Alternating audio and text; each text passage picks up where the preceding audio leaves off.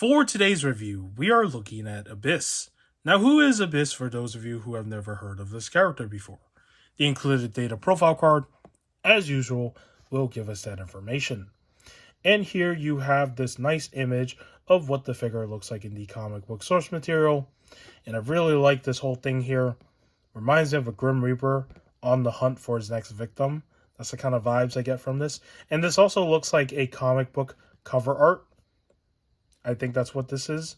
So, yeah, pretty cool. And on the back, it says this is from Batman vs. Abyss, and his real name is unknown, and it reads, "For years, Batman used the darkness as a weapon, but now a new enemy turns that darkness against him. Batman must team with Batman Inc.'s mysterious new benefactor to bring the deadly Abyss into the light." I have never read this comic, and I do not know who this character is. From that little read-up, it doesn't really give context to who this character is, outside of the fact that he's a new threat to Batman. And from what this figure looks like in design, he looks like a mercenary type character. What I mean by that is like he kind of reminds me of characters like Deadshot and Deathstroke. Someone employed this individual to go after Batman. If I'm wrong, do correct me in the comments. But, that's the kind of vibes I get when I look at this character's design. So, alright, let's talk about the figure. And as you can see, the colors are different from the regular one. And it's because, of course, this is the Chase version. I do not have the regular version to compare to. I was very fortunate to get the Chase version when I placed the order on this figure a while back. And since then, I have never needed to buy a duplicate of this figure.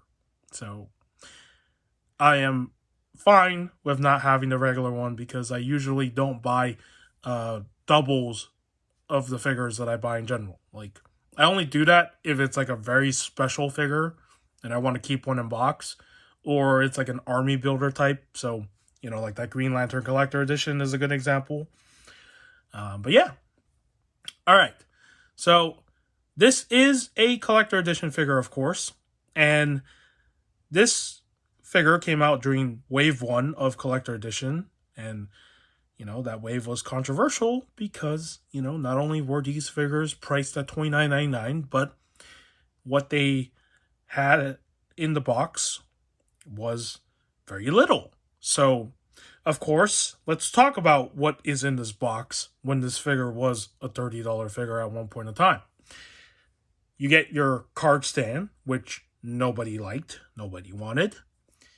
You get your basic DC stand, which is always given with every single DC Multiverse figure. And in terms of actual accessories for the figure, you would think that he might have, a few interchangeable hands and, of course, his weapons. Well, let's start with the weapons first, because, of course, he has to have them, right? You get these two scythes, which is really cool. So he can hold both of them in both his gripping item hands right there. And if you don't want him to hold both, the cool thing is this scythe can also become a longer weapon, and it can become one. So I really like that. As for interchangeable hands, you would think maybe he has a pair of open gesture hands where he's like trying to grab somebody. Maybe he has like two pairs of fist hands if you don't want him to have his, item holding hands. No, all he came with was just one of these claw-like grabbing hands, and that's it. So that's the only interchangeable hand that he has. So in total, 3 accessories for $30. Yeah, that's not good. No matter how cool this figure looks, right? That's not good for $30. That's lacking a lot of accessories. And I think I've said this in past videos. DC Multiverse alone, the regular release figures in the solo line, already lack accessories. So having these figures cost more and also lacking accessories is really bad. And recently they started to change that around. So I don't know why it took that long for them to finally realize that this was a problem. But, I'm glad they finally realized that. Ugh, yay. You can't be paying $30 for these things, man. Especially if they're not going to give you much in the box, right? So, all right. Let's talk about the figure. Because that's what we're here to do. So, let's talk about the aesthetics. Now, one thing I like about this platinum version is the red colors. For some reason, this really reminds me of Taskmaster from Marvel. Because, he has like the white color cape dash hoodie thing right here, right? And then the reds kind of just give this figure more contrast, as I'm trying to speak here. And I like that. I like that a whole lot. Because the regular version is pretty much just like a gray and black combination. And I believe his eyes also had like a bluish purple sort of way to it. I don't remember if there were any more like blue parts on that version. I haven't looked at the regular one in a while, so but yeah, it's basically black gray combination. And this one, I like the fact that there are bright colors mixed in with the black and the gray. So, and of course the under part of the cape is also red, which is really cool. And one thing that I really like about this figure is also the texturing. So let's start with the chest area right here. That looks like a skeleton frame of some kind, which is really cool. And that's exactly why I said this gives me like Grim Reaper vibes, because, Grim Reaper is a skeleton wearing like a cloak. These look like skeleton frames of like a rib cage almost. That's what the design here reminds me of. And I really love all this texturing that's going on in here. So that's really cool. I like that. As for his face, which we don't know who he is, so he's wearing like this helmet thing with like what looks to be like a face mask. I really like this. Now, there were comments that I saw a long time ago, because these eyes right here kind of remind people of a popular music artist. I don't remember his name, so if you remember his name, do share in the comments, because he wears like a sort of like a mask helmet thing when he performs, and it kind of looks like this. So yeah, really cool right here. So I do like the design of his face. And he also has like a belt right here where he has little pockets for whatever he has as accessories, weapons, that he can use, kind of like Batman with his utility belt. And as we get to the bottom, you can see how the red continues down to his boots or shoes, whatever you want to call this. And yeah, really cool. I like all of this. And then on the back here, this is a very heavily textured cape. And this is stuff that I like seeing, because one of the reasons why I think it was 2022, right? That year, some of the figures that came out that year, there were a lot of them that had like this sort of texturing going on with some of their designs. So I really like the fact that it's on here. And yeah, that's basically the aesthetics of this guy. It's not like completely simplified. There's a lot of details on here, but this is not, a figure that's worth $30, because they've done this before with $20 figures. So it's not new in terms of how they sculpt them. So I really don't know why they're so, overpriced. You can say that it could be inflation, other things, but they were able to keep, most of these figures pretty low price for a long time, until, of course, that changed. So I don't know, but yeah, that is the aesthetics of this figure, and I really like the way that it came out for this platinum version. And yeah, so let's talk about articulation, because this is something else that I love that they did. Now, in my review for Spectre, I said that his hoodie piece couldn't move because it was like solidly glued in and sculpted in with the rest of his cape. I think going forward, if they do go with characters like this that have like a hoodie on, if they're not going to use like a cloth wired cape of any kind, like what they did with those Dune figures, at least make them separate like this, because this gives them movement. You know, he can kind of look up, not entirely, but at least his head can turn all the way, which I think it was like a mistake for them to do it that way with Spectre. Because if they did it the same way like this, Spectre would be able to rotate his head better. And also, the inside of this head can rotate, I think, on its own, or no? Let me try.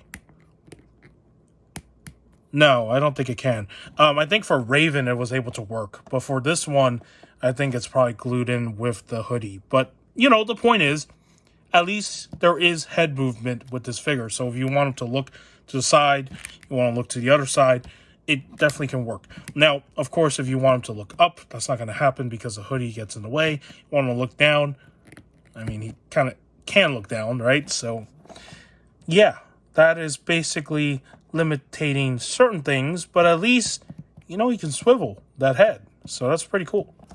As far as arms, of course, they're going to be hindered by this cape, so they're not going to go out all the way up, They can't go all the way back. You can spread them out like this, but this, of course, hinders it. It does have double jointed articulation with the arms. If I can get it to work, actually, let me see. Yeah, kind of works. It's really stiff. This copy is still really new. I don't really, pose this guy a whole lot. So, yeah, that part is still stiff. As for his arms, they can still swivel up here, of course. They got swivel in the hands. You got the articulation in the joint. Let me see which side. Oh, there we go. The side. Yeah, there we go. So, articulation there. As for his torso, you got some really good movement on this torso. So, not only can this guy kind of lean forward right here, he can lean back pretty good. And he can move really good. I really like the way that this articulates. As for his waist area, so this is right underneath this. It's like an overlay. And I think there is movement down here. Let me see. I've never moved the bottom part of this figure. Oh, there is movement, but it's really stiff. Okay, so yeah, underneath this part right here, it's covering the joint, but there is movement in the waist area. You just have to heat it up or something and kind of loosen it. But yeah, you can see it kind of moves. Yep, a little bit. There we go. So there's that. As for his legs, they do kind of kick out. Not exactly, because this part gets in the way. But, okay for a kick. As for his legs down here, they do have double articulation, which is really cool. And is there anything else that I'm missing? Oh! And he also has a swivel down here. Yeah, this is kind of similar to the, what was it? It was the Fighting the Frozen Robin, which I didn't even know had a hit, a joint there. And I called it a hidden joint. Because this is really hidden right here, right? It sculpted nicely, so it kind of blends in. You would not think that there would be any swivel in this area, but there is. And one thing I'll say is that I would love if they can incorporate this sort of joint more in some of the other figures that they put out this year, because some character designs, depending on what it is, could benefit from that. So, and of course he has articulation in the feet. So there you go, toe articulation, and there should be swivel. Okay, there is swivel, but it's tight on my copy. I just have to heat that up. All right, and that is the articulation for Abyss. Very cool. You could probably get him into some good action poses, and I really love that swivel, because that swivel on the legs, it's like a hidden joint almost if you don't, notice it. All right, let's put the weapons on him. And what I'm going to do is I'm going to show how you do that. It's really simple. Let me just zoom in. So let's just say that you want this guy to be decked out with his weapons. Well, you put this on one hand. Now he got it for that hand. You put it on this hand. You do the same thing. However, there is a little thicker part right here. So you kind of want to snudge it in. And I'm going to try to show this. Here we go. Do something like this. All right, put it where his thumb is. And then kind of just like press it underneath his fingers. And there you have it. So now that you have his weapons on him, let's do some comparisons with another figure that I really enjoyed when it came out, because he is also very much kind of like a mercenary, in my opinion. And he was one of the ones that was very heavily textured. Now, if you have been collecting this line as long as I have, you may remember this figure. If you haven't been collecting this line for, as long as I have, you probably don't know that this figure even exists. Let's put him right here. But if you read the comics, then you definitely know who this character is. And that is Ghostmaker. This was one of my favorite figures, and still is, from the year that it came out in terms of a DC character. I have no clue who he is either. I've never read the comic that he comes from, but he is very heavily textured, just like this guy here, with some of his cloth components that he has, right? Like the plastic cloth capes. They added those texturing. This guy is filled with it. And I'm probably going to do a review on this guy in the future, because this is definitely one that I want to look back on.